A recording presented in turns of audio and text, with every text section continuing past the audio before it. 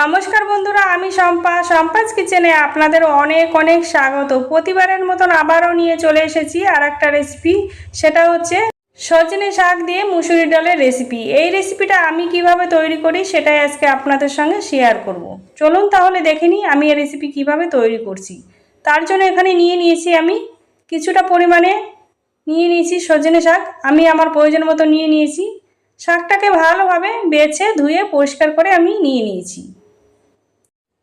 এবার আমি আগে থেকে কিছুটা পরিমাণে মুসুরি ডাল 50% সিদ্ধ করে নিয়েছি। আগে থেকেই কড়াইটা বসিয়ে দিয়ে দিয়েছিলাম সর্ষের তেল। তেলটা ভালোভাবে গরম হয়ে গেলে এবার আমি 1 চামচ সর্ষে দিয়ে দেবো। সর্ষেটা ভালোভাবে হয়ে গেলে এখানে দুটো পেঁয়াজ কুচি করে রেখেছি আর নিয়েছি বেশ কিছুটা রসুন ছাড়িয়ে, সেটাই আমি দিয়ে দিলাম।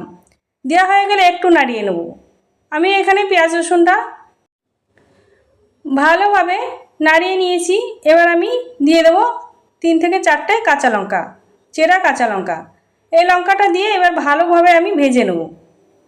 আমার এখানে কাঁচা লঙ্কা পেঁয়াজ রসুন ভালোভাবে ভাজা হয়ে গিয়েছে। এবার আমি দিয়ে দেবো স্বাদ অনুসারে নুন আর দিয়ে দেবো সামান্য পরিমাণে হলুদ গুঁড়ো।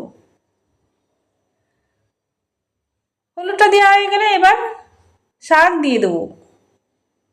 সজনে শাকটা দেওয়া হয়ে গেলে এবার আমি সিদ্ধ করা ডাল দিয়ে দেবো। ডালটা দেওয়া হয়ে গেলে এবার ভালোভাবে একটু নাড়িয়ে নেব। 1 মিনিট ধরে আমি নাড়িয়ে নেব। আমি এখানে ভালোভাবে নাড়িয়ে নিয়েছি। ঢাকা চাপা দিয়ে রান্না করে নেব কিছুক্ষণের জন্য। অফ ক্যামেরায় আমি একবার নাড়িয়ে নিয়েছিলাম। ঢাকাটা খুলে নেব, একটু নাড়িয়ে নেব। দেখুন কতটা সুন্দর হয়েছে শাকটা। দেখতে কিন্তু যতটা সুন্দর হয়েছে, খেতে কিন্তু তার থেকে বেশি সুন্দর হয়েছিল। ভালোভাবে নাড়িয়ে নিয়েই এবার আমি ঢেলে নেব।